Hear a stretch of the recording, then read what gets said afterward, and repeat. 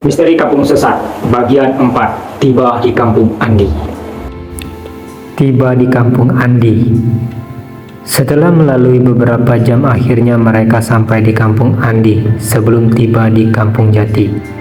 Mereka sampai sekitar pukul 00.00 pas tengah malam. Terlihat gapura selamat datang yang menjadi penanda bahwa mereka sudah sampai. Kampung Andi adalah kampung cokro, kampung pelosok yang juga jauh dari kota. Di kampung itu terbilang sepi penduduk, terbukti hanya ada 20 kepala rumah tangga dan penduduknya sekitar 50-an orang saja.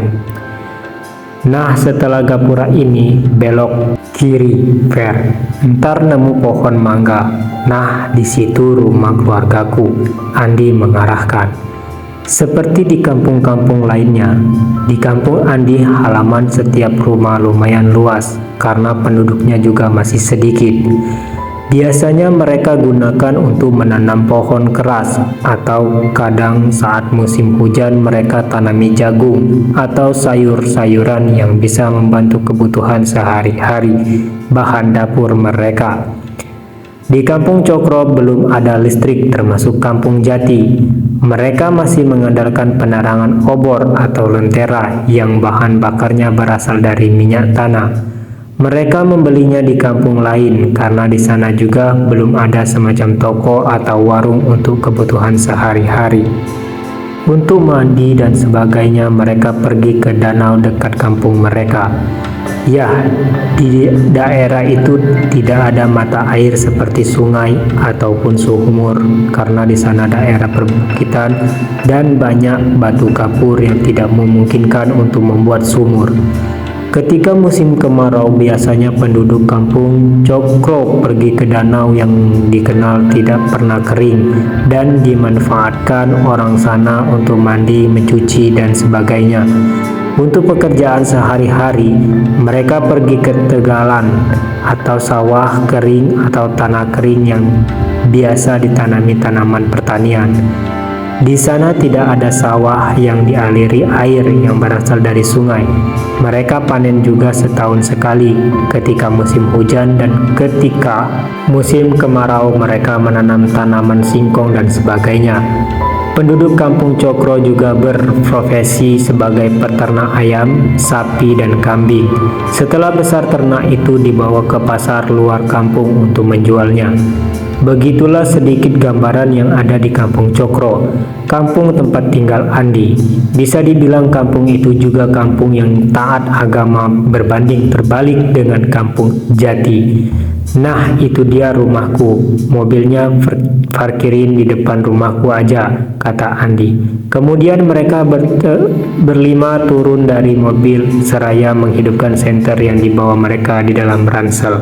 Di sini belum ada listrik ya, Andi? Kok nggak ada satupun yang hidupin lampu? Malahan obor di teras-teras rumah, tanya Anis penasaran.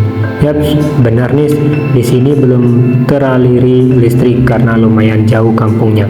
Dulu sih ada bantuan buat kampung ini untuk fasilitas listrik, tapi sampai sekarang proyek itu masih belum terrealisasi dengan baik karena satu hal, Andi menjelaskan. Lah, emang kenapa, Cok? Tanya Rio penasaran. Nanti aja aku cerita, yuk kita masuk dulu, ajak Andi seraya menenteng tas kecilnya. Assalamualaikum Pak, Bu. Ini aku Andi, bukain pintu dong. Pak. Bangun Pak, itu seperti ada orang bertamu di rumah kita, ucap Ibu Andi yang berusaha membangunkan suaminya yang masih tertidur dengan nyenyak itu. Aduh Bu, gangguin Bapak tidur aja, kenapa sih ribut-ribut, lihat masih jam 00.13. Masih tengah malam Bu, gerutu Bapak Andi.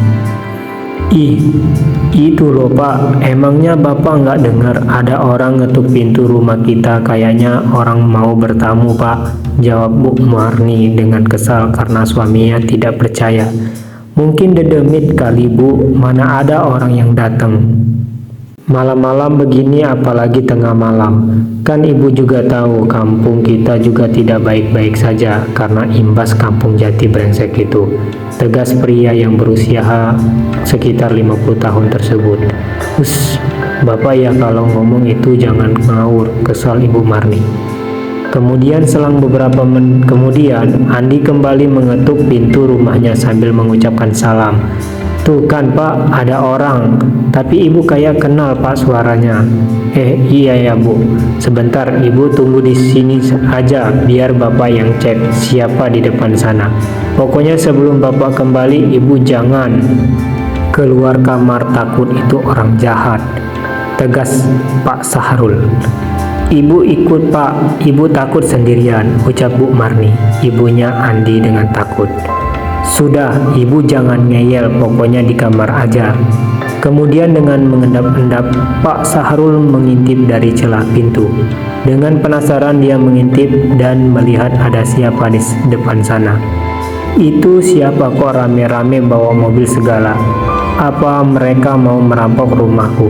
Ah, di sini nggak ada yang menarik kok, batin Pak Sahrul. Pak, ini Andi Pak, anak Bapak. Andi pulang, teriak Andi dari luar. Andi, anakku. Tanpa banyak basa-basi, Pak Sahrul pun membuka pintu dan terkejutnya, beliau melihat putra semata wayangnya pulang setelah 2 tahun di kota untuk kuliah. Andi, Bapak. Kemudian anak dan ayah tersebut pun berpelukan dengan haru setelah lama tidak bertemu. Akhirnya dipertemukan dengan bahagia. Tidak ketinggalan teman-teman dari Andi juga ikut terharu dengan pemandangan yang ada di depan mereka. Ah, so sweet, jadi pengen meluk deh, ucap Andi sambil ingin memeluk Gendis. Najis, jangan peluk-peluk gua, masih normal, cegah Gendis seraya mendorong tubuh Anis. Jahat banget, balas Anis. Bodoh, si Gendis sambil memonyongkan mulutnya. Ya udah, ayo pada masuk, ini teman-temannya Andi kan? Tanya Pak Sahrul. Ya Om, perkenalkan saya Ferry, ini Rio, dan 2 gadis ini Gendis dan Anis, jawab Ferry dengan mencium tangan Pak Sahrul, begitu pula 3 temannya. Bu, lihat nih, siapa yang datang, teriak Pak Sahrul. Ada apa Pak? Siapa yang datang? Kemudian Bu Marni melongo melihat Andi yang sudah berada di dalam rumah bersama bapak dan teman-temannya. Andi, itu kamu beneran kan nak? Ya iyalah Bu, masa bohongan? Ya Allah, nak, Ibu kangen banget sama kamu. Udah lama kamu nggak pulang, ngabarin aja nggak bisa, karena di sini nggak ada HP. Sambil memeluk Andi, Ibu Marni tidak bisa menahan air matanya yang tidak terasa jatuh di pipinya. Iya Bu, maafin Andi ya Bu, bikin Ibu kangen. Andi juga kangen banget sama Ibu. Ya sudah, ini sudah malam. Sebaiknya kalian istirahat terlebih dahulu, besok bisa dilanjut bicaranya. Untuk Gendis dan Anis, kalian bisa tidur di kamarnya Andi. Nanti biar ibunya Andi yang bersihin. Untuk yang laki-laki nggak keberatan kan kalau tidur di ruang tamu? Tanya Pak Sahrul. Nggak apa-apa Pak, terima kasih sudah menerima kami dengan baik. Itu aja kami sudah bersyukur, balas Ferry dengan hormat. Tidur di lantai, ntar yang ada pinggang gue yang sakit semua. Ada tahan Rio, tahan, batin Rio. Maklum Rio adalah anak orang yang lumayan berbeda jauh dengan Andi yang orang tuanya hanya seorang petani yang hidup sederhana. Beruntung Andi mendapatkan beasiswa untuk kuliah karena Andi termasuk orang yang pintar. Kemudian tanpa berlama-lama mereka istirahat sampai menjelang subuh.